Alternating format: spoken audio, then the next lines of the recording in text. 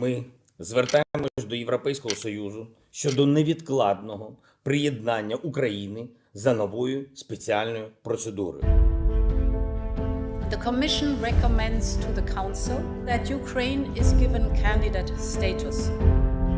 The European Union future of Ukraine should never be in doubt. Dear Volodymyr, you are always very welcome here to Brussels. Mais 3 ans plus tard, les négociations d'adhésion sont toujours bloquées.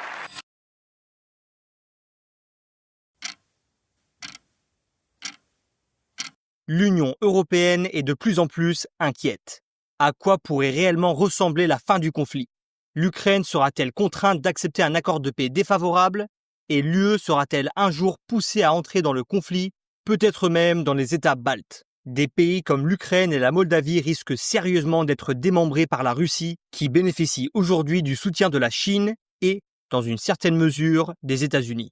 Avec 37 millions d'habitants, une armée aguerrie par les combats et d'immenses ressources naturelles, l'Ukraine n'est pas simplement un pays à protéger, c'est aussi un atout géopolitique. Rapprocher l'Ukraine de l'Union européenne renforce la frontière orientale de l'Europe et tient à distance les puissances rivales potentielles. Ainsi, une question posée il y a près de 3 ans revient aujourd'hui au cœur du débat dans de nombreux pays européens. L'Ukraine et la Moldavie peuvent-elles enfin rejoindre l'Union européenne? L'Ukraine a déposé sa candidature à l'Union il y a seulement 4 jours après l'invasion totale lancée par la Russie. Zelensky a alors réclamé une procédure spéciale accélérée, un raccourci vers l'adhésion. Et dans un premier temps, les choses ont effectivement avancé très vite. Le 24 juin, à peine quelques mois plus tard, le Conseil européen a accordé le statut de candidat à l'Ukraine et à la Moldavie. Un délai record. Mais après cela, pas grand-chose d'historique.